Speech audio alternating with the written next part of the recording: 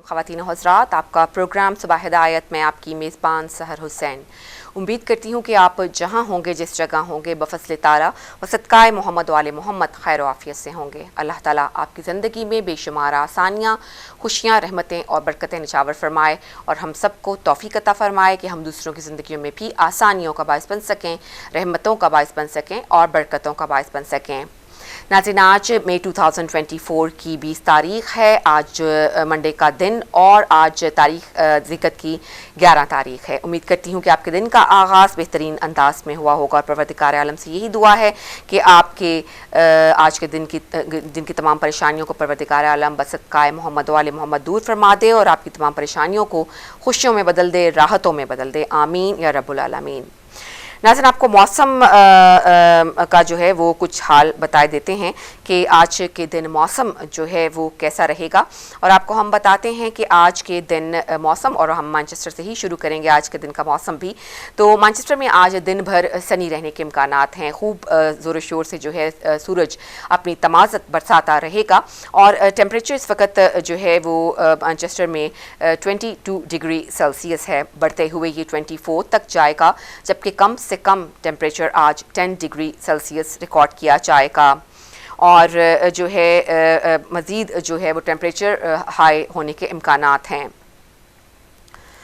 London की सूरत हाल भी आपको बताते हैं। लंदन में भी इस वक्त जो है वो क्लियर है, मौसम खूब तमाज़त के साथ सूरज जो है वो बरसा रहा है अपनी धूप को और इस वक्त टेम्परेचर जो है वहाँ पर भी 22 डिग्री सेल्सियस है। हाईएस्ट टेम्परेचर लंदन में भी 24 रहेगा, जबकि कम से कम टेम्परेचर 10 डिग्री सेल्सियस रिकॉर्ड किया जाएगा और जो है क्लियर कंडीशंस जो हैं वो आज रात होंगी और साथ ही साथ जो है अगली मॉर्निंग तक भी क्लियर कंडीशन रहेंगी और wind gust up to 19 miles per hour चलते रहेंगे। और हम आपको बताएंगे अब सूरत हाल एडिनबरा की, जहां पर इस वक्त पार्टली क्लाउडी है, बादल छाए हुए हैं लेकिन कभी कभार बादलों की ओर से सूरज भी दिखाई देता है।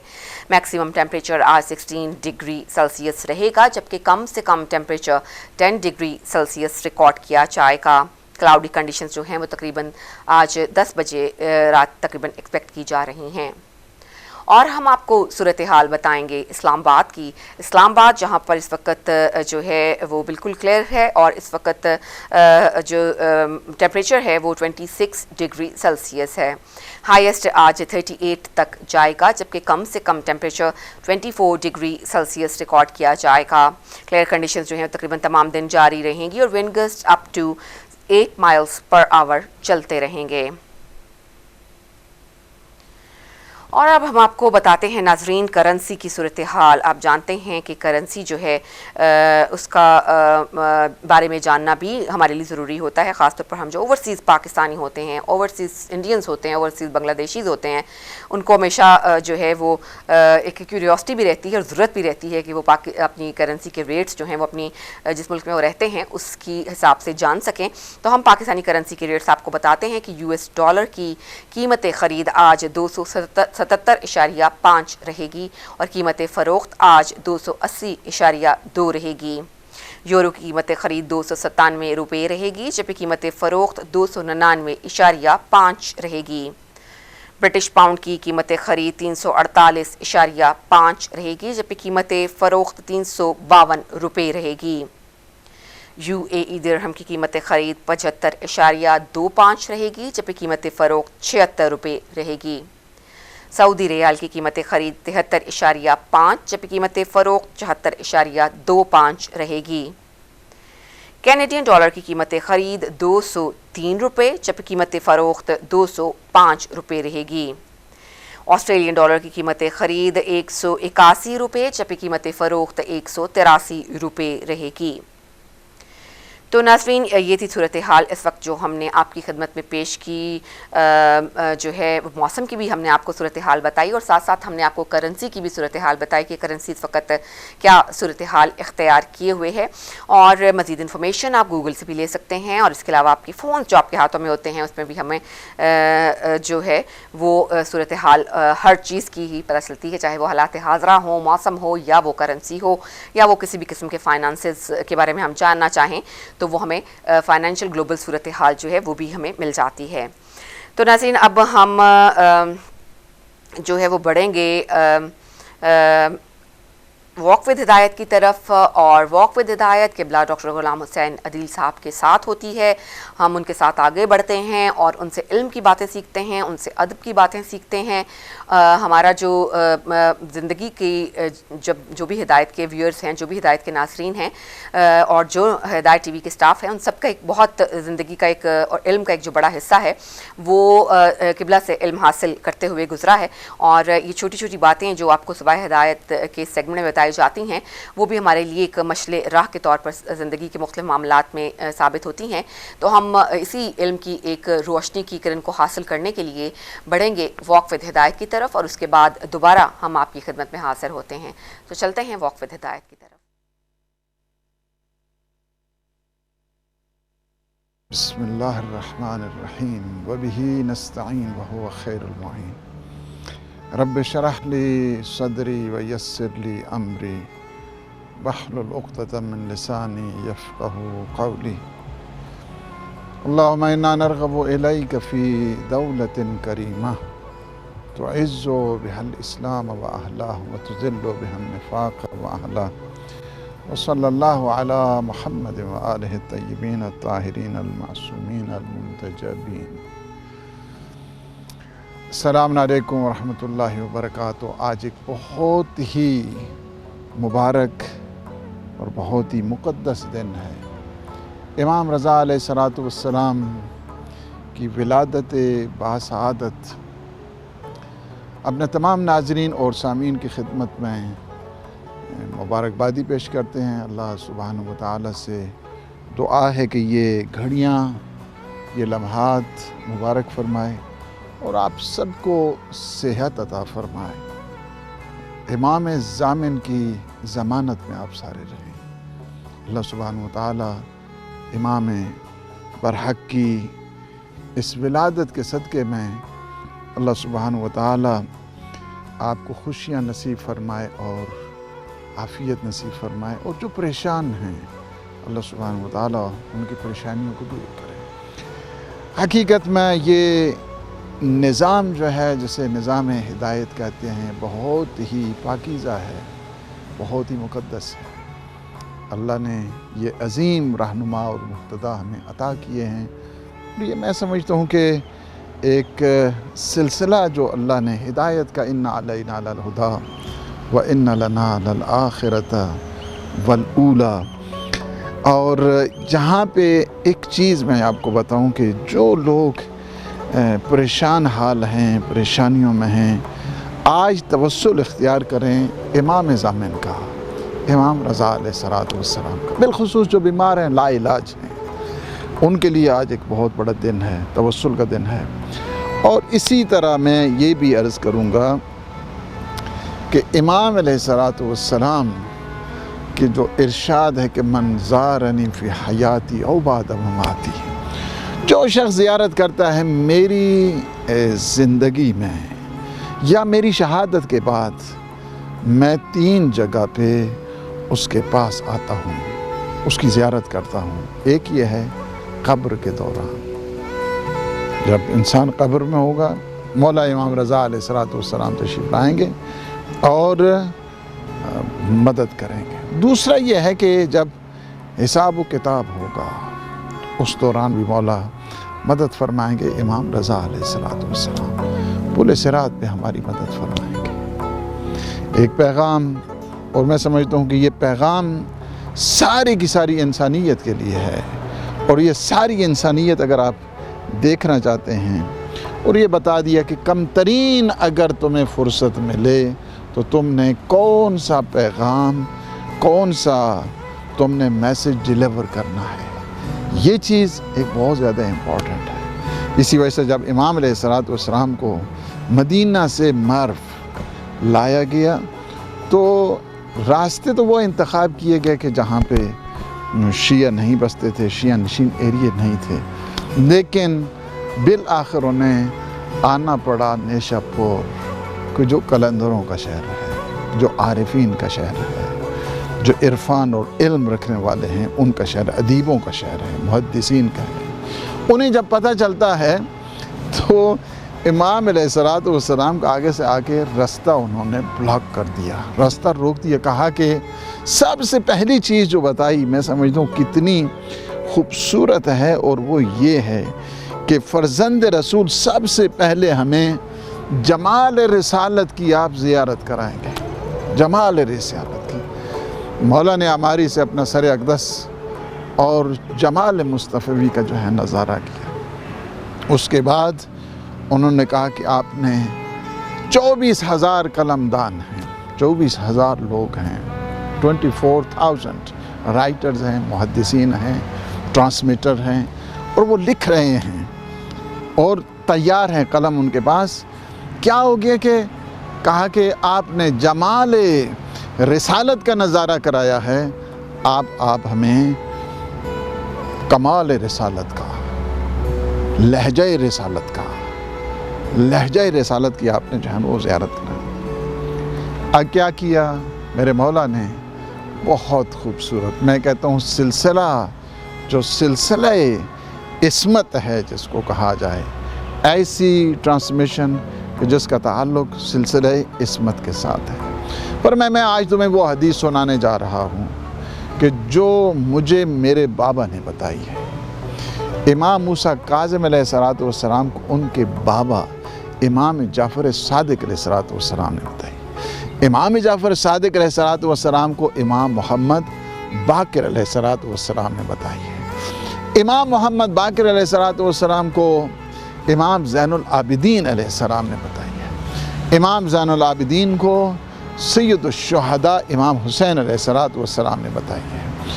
سید الشہداء کو امام حسن مجتبی علیہ السلام نے بتائی ہے۔ امام حسن مجتبی کو امیر المؤمنین علی ابن ابی طالب علیہ السلام نے بتائی ہے۔ امیر المؤمنین علی ابن ابی طالب علیہ السلام کو پیغمبر اسلام صلی اللہ علیہ وآلہ وسلم نے بتائی ہے۔ پیغمبر اسلام کو جبرائیل امین نے بتائی، جبرائیل امین کو اللہ سبحانہ وتعالی نے بتائی۔ کیا ہے یہ سلسلہ؟ اس کو کہتے ہیں سلسلہ ذہب، گولڈن چین۔ یہ وہ حدیث ہے، اور گولڈن چین جو حدیث ہے، سلسلہ ذہب جس کو کہا جاتا ہے، سلسلہ ذہب پورے کا پورا یعنی سارے کے سارے سونے کے ہیں، اس میں کوئی غیر معصوم شامل نہیں ہے۔ سب سے پہلے اگر آپ اس سلسلے کو دیکھنا چاہتے ہیں تو یہ سلسلہ اس طرح کہ مجھے میرے بابا نے، انہیں ان کے بابا نے، اور یہ سلسلہ رسالت مآب تک، رسالت مآب کے بعد حضرت جبرائیل تک، حضرت جبرائیل کے بعد اللہ سبحانہ وتعالی تک جو سلسلہ ہے، فرمایا کہ کیا ہے؟ یہ وہ حدیث سنا رہا ہوں، کلمۃ لا الہ الا اللہ حسنی فمن دخل حسنی امن من عذابی۔ کلمہ توحید یعنی ٹرانسینڈنٹ یونٹی آف گاڈ۔ کلمہ توحید میرا قلعہ ہے، میرا قلعہ ہے کلمہ توحید۔ اور جو اس کلمہ توحید میں یعنی اس میرے قلعے میں داخل ہو گیا، میرے قلعے میں داخل ہو گیا، فمن دخل حسنی آمن من عذابی، تو وہ کیا ہے؟ عذاب الہی سے محفوظ ہو گیا ہے۔ یعنی کیا ہے کہ جو اس کلمہ توحید میں آ گیا، سب جتنے 24,000 رائٹر اور ٹرانسمیٹر تھے، جتنے محدثین تھے، محققین تھے، دانشور تھے، علماء تھے، سب نے لکھ لیا کہ کلمہ توحید کیا ہے؟ قلعہ پروردگار ہے، اور جو اس میں داخل ہو گیا اسے ہر قسم کا جو عذاب ہے اس سے وہ محفوظ رہے گا۔ سارے لوگ خوش ہو گئے۔ اس کے بعد کہتے ہیں کہ امام علیہ السلام نے ہماری سے پھر اپنا سر اقدس نکالنے کے بعد فرمایا بشرطہا و شروطہا، بشرطہا و شروطہا۔ دیکھو اس کلمہ توحید میں بھی آنے کے لیے آپ کو شرط اور شروط چاہیے۔ پہلے لوگوں کو نہیں پتا تھا کہ کلمہ توحید کی بھی کوئی شرط ہوتی ہیں۔ فرماتے ہیں بشرطہا و شروطہا و انا من شروطہا۔ یاد رکھو کلمہ توحید کے لیے بھی ان شرائط میں سے ایک شرط میں خود ہوں، یعنی اگر مجھے نہیں مانو گے تو تمہارا کلمہ توحید ناقص رہے گا۔ یہ بات بتا دی، یہ وہ جو ٹرانسمیشن ہے یہ بھی بتا دیا، سلسلہ ذہب کو جو ہے نا وہ بتا دیا۔ اور سلسلہ ذہب اس قدر امپورٹنٹ ہے کہ امام احمد ابن حنبل امام حنبل جو ہے نا وہ فرماتے ہیں، کہتے ہیں کہ اگر یہ سلسلہ ذہب جس انداز کے ساتھ امام رضا علیہ السلام نے اس حدیث کو نقل کیا اس سلسلے کے تحت، اگر اس سلسلے کو اسی انداز کے ساتھ کسی دیوانے کے اوپر پڑھ کے پھونک دیا جائے تو وہ دیوانہ کیا ہے؟ عاقل ہو جائے گا۔ جن کے ناموں میں اتنے کمالات ہیں اور ان کے کمالات کا انسان کون اندازہ لگا سکتا ہے؟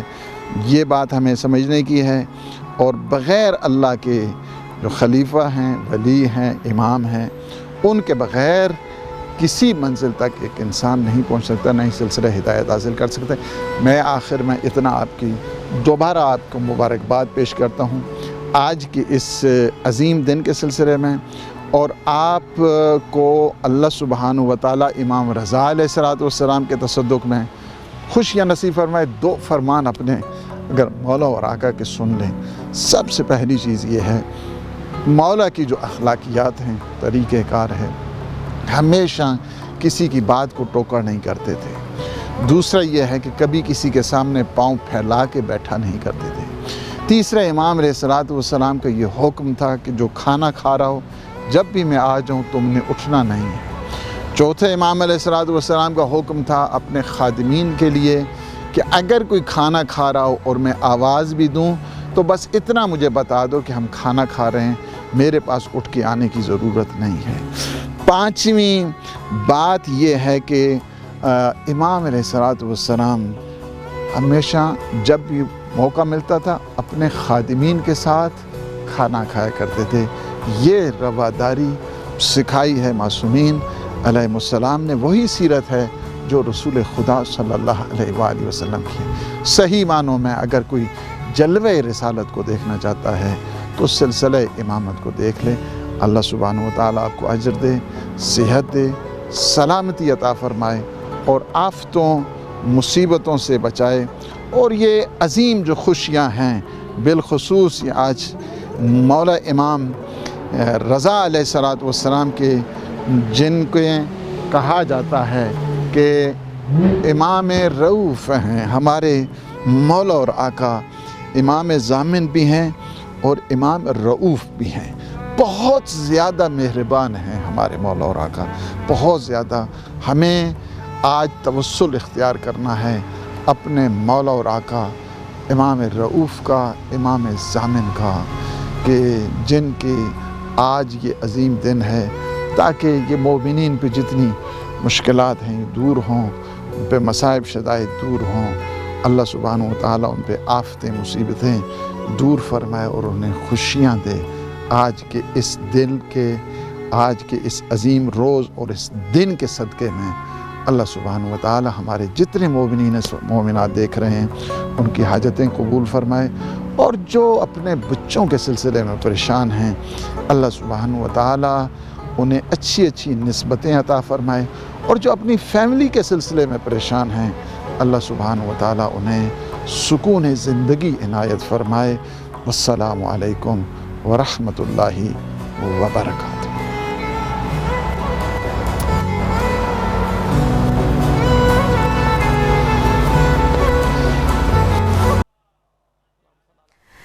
جی ناظرین، ہم قبلہ ڈاکٹر غلام حسین کا بہت شکریہ ادا کریں گے کہ جنہوں نے ہمارے ساتھ جو ہے وہ اتنی علم کی باتیں ہمیں بتائیں اور ہمیں آگاہ کیا، ہماری آگاہی میں، ہمارے علم میں اضافہ کیا۔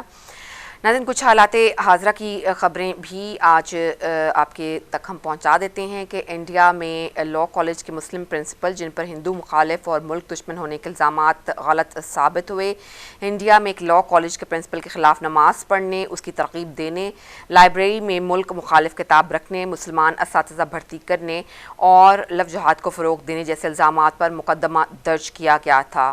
اس کے نتیجے میں حکومت نے ان سے زبردستی استعفیٰ لیا، مگر اب 1.5 سال بعد سپریم کورٹ نے ان کے خلاف درج مقدمے کو غیر مناسب قرار دیتے ہوئے FIR خارج کرنے کا حکم دیا ہے۔ ڈاکٹر انعام الرحمان ریاست مدھیہ پردیش کے شہر اندور میں واقع گورنمنٹ نیو لا کالج کے سربراہ تھے، جنہیں دسمبر 2022 میں اس وقت معطل کر دیا گیا جب بی جے پی کی طلبہ ونگ سے منسلک ایک گروپ نے ان کے خلاف تعصب جیسے سنگین الزامات عائد کیے۔ ڈاکٹر انعام الرحمان کے خلاف مقدمہ تو خارج ہو گیا، مگر جو زخم ان کے دل پر لگے ہیں شاید ہی وہ مندمل ہو سکیں۔ بی بی سی نے ڈاکٹر انعام الرحمان سے اس مقدمے اور ان پر پڑنے والے اثرات پر تفصیل سے بات کی۔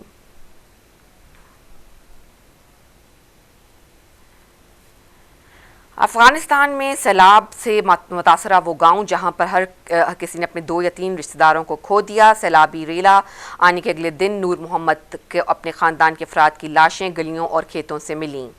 75 سالہ نور محمد افغانستان کے شمالی صوبہ بغلان میں اپنے گھر سے 100 میٹر کے فاصلے پہ تھے جب انہیں جان لیوا سیلابی ریلے کا شور سنائی دیا۔ نور نے پانی کی آواز سن کر فوراً اپنے گھر کی طرف دوڑ لگا دی جہاں ان کی اہلیہ، بہن، بیٹا اور ان کا نواسہ اور نواسی آرام کر رہے تھے، لیکن تب تک بہت دیر ہو چکی تھی۔ یہ سیلاب خشک موسم سرما کے بعد شدید بارشوں اور طوفانوں کے باعث بنایا تھا اور زمین کے لیے ان بارشوں کا تمام پانی جذب کرنا ممکن نہیں رہا تھا۔ اس سیلاب کی تباہی میلوں تک پھیلی ہوئی ہے۔ واضح رہے کہ سیلاب میں شمالی صوبہ بغلان بری طرح متاثر ہوا ہے اور سب سے زیادہ ہلاکتیں بھی وہیں ہوئی ہیں۔ سیلاب کے بعد ہزاروں افراد بے گھر ہو گئے جنہیں خوراک، پناہ اور ہنگامی طبی امداد کی فوری ضرورت ہے۔ اقوام متحدہ کے عالمی ادارہ برائے خوراک کا کہنا ہے کہ سیلاب سے 300 سے زائد افراد ہلاک اور 2000 گھر تباہ ہو گئے، جس سے شمالی افغان صوبے بغلان کے 5 اضلاع متاثر ہوئے۔ ہلاکتوں کی تعداد میں اضافے کا خدشہ ہے۔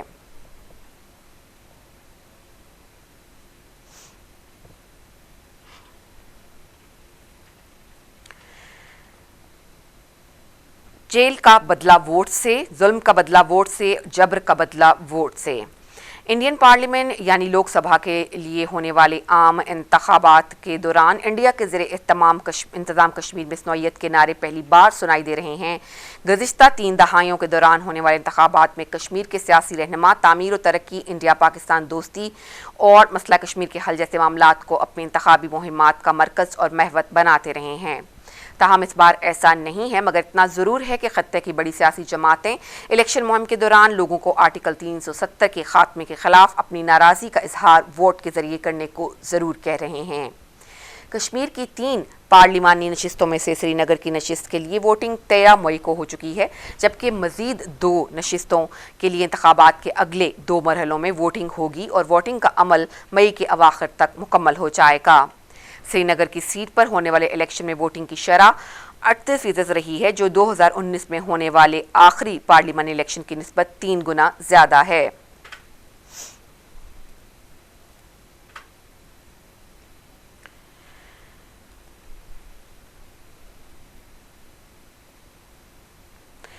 جی ناظرین، آگے بڑھتے ہیں اور آپ کو مزید 1-2 خبروں کے بارے میں اور مزید بتاتے ہیں کہ یوکرین کی جنگ کے دوران چین نے روس کو عالمی پابندیوں سے بچایا۔ روسی صدر ولادیمیر پوتن اور ان کے چینی ہم منصب شی جن پنگ نے بیجنگ میں ہونے والی ملاقات کے دوران دونوں ممالک کے درمیان گہرے تعلقات کو سراہا ہے۔ فروری 2022 میں یوکرین پر روس کے حملے کے بعد دونوں رہنماؤں کے درمیان یہ 4تھی ملاقات تھی۔ اس دوران بیجنگ ماسکو کا ایک اہم اتحادی بن گیا ہے جو امریکہ اور دیگر مغربی ممالک کی جانب سے عائد ہونے والی پابندیوں کے اثرات کو کم کرنے کی کوشش کرتا رہا ہے۔ چین نے متعدد بار الزامات کی تردید کی ہے کہ وہ روس کو ہتھیار یا اسلحہ فراہم کر رہا ہے۔ ایک انٹرویو میں امریکی سیکرٹری خارجہ نے کہا کہ جو نہیں ہو رہا وہ چین کی جانب سے روس کو یوکرین میں استعمال کے لیے حقیقی اسلحے کی فراہمی ہے۔ تاہم چین پر الزام لگاتا رہا ہے کہ وہ ماسکو کی جنگی مشین کو اہم سامان فراہم کر رہا ہے۔ بلنکن نے کہا ہے کہ یہ سامان روس کو مزید اسلحہ، ٹینک، بختر بند گاڑیاں اور میزائل تیار کرنے میں مدد دے رہا ہے۔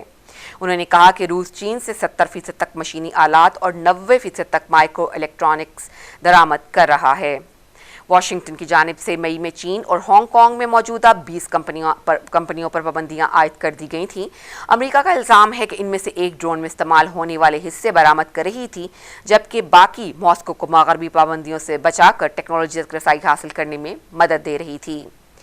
چین نے روس سے تجارتی تعلقات کا یہ کہتے ہوئے دفاع کیا ہے کہ وہ جان لیوا ہتھیار نہیں بیچ رہا اور تمام قوانین اور قواعد پر مد نظر رکھتے ہوئے دوہرے استعمال کی چیزوں کو برآمد کرتا ہے۔ थिंक टैंक के दादोशुमार के मुताबिक बीजिंग की जानिब से हर माह रूस को ऐसा तकरीबन $300 मिलियन मालियत का सामान बरामद किया जाता है, जिनका कमर्शियल और अस्करी दोनों सतह पर इस्तेमाल हो सकता है, और इनमें ड्रोन से टैंक तक तैयार करने वाला सामान शामिल है।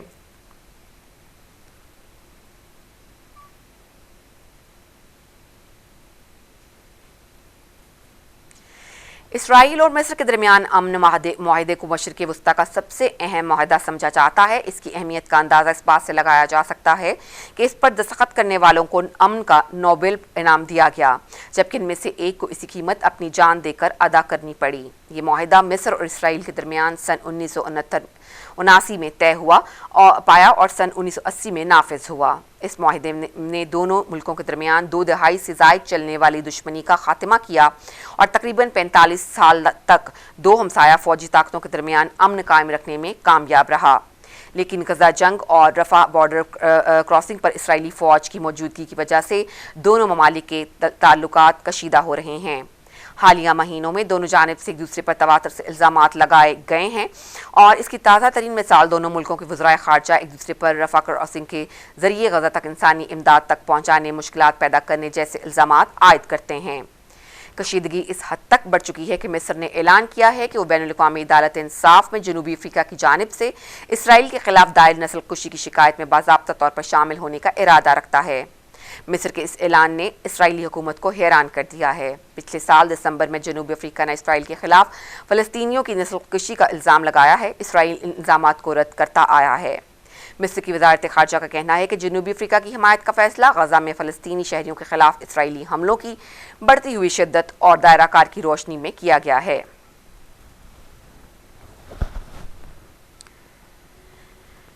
नाज़रीन, यहाँ पर हम एक छोटा सा और मुख्तसर सा ब्रेक लेते हैं। ब्रेक के बाद हम आपकी खिदमत में इंशाल्लाह दोबारा हाजिर होंगे।